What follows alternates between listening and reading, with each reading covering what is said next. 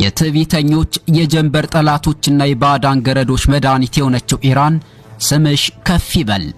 ጦርነቱ ከመጀመሩ በፊት የነበረው ትዕቢት ልክና ዳርቻ አልነበረውም።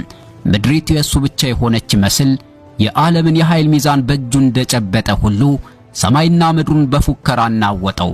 በተለይ ደግሞ የቬንዙዌላውን ደካማ መሪ ኒኮላስ ማዱሮን እንደ ተራ ወንጀለኛ ለቅሞ የፊትኛ አስሮ ኒውዮርክ አደባባይ ላይ ሲያቆመው አቤት ጉራው፣ አቤት ስላቁና ትዕቢቱ፣ አቤት ምድር ጠበበች ማለቱ። ያን ጊዜ በትረ ስልጣኑን እንደ መለኮታዊ እሳት ቆጥሮት ነበር። ደስ አለው፣ ተቅበዘበዘ።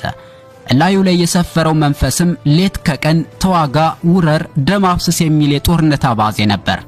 ከሩቋ ኢራን ጋር ለመጋጨትም ምንም አይነት አሳማኝ ምክንያት ባይኖረውም ያንን የጦርነት ሱቅሷቃና የደም ጥማቱን የተመለከተችው እስራኤል ግን ና አብረን እንዝመት፣ የጋራ ጠላታችንን እናጥፋ ስትል አቆሳቆሰችው።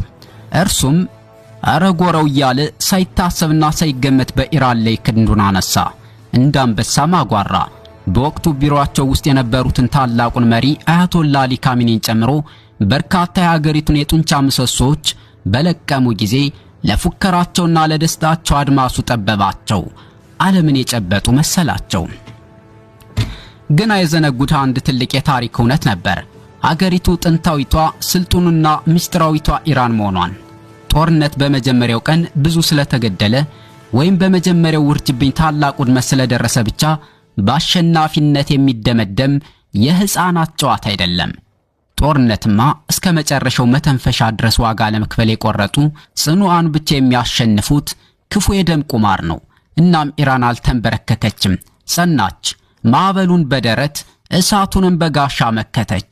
ከጦርነቱ በፊት መካከለኛው ምስራቅና እስራኤልን የምንጠብቀው እኛንን፣ የአረብ ሀገራት እኛ ከሌለን በአንድ ሳምንት ውስጥ ይፈርሳሉ እያለ ይፎክር የነበረው ያ የትዕቢት ተራራ አሁን ግን በኢራን ብረት ለበስ ጽናት ፊት ጉልበቱ እየተንቀጠቀጠ ብርክ ይለው ጀመር። እሳታማው ውጊያ ለ40 ተከታታይ ቀናትና ሌሊቶች ቀጠለ። በእነዚህ 40 ቀናት ውስጥ የሱፐር ፓወሩ አሜሪካ ክብርና ዝና በፋርስ ባህረ ሰላጤ ላይ ረገፈ። ያኔ ዘመናዊና የማይደፈሩ የተባሉት 42 የጦር ጀቶቿ፣ የውም መኩራሪያዎቿ F-35 እና F-15 እንደ ቅጠል ረግፈው ተገበሩ። በሺዎች የሚቆጠሩ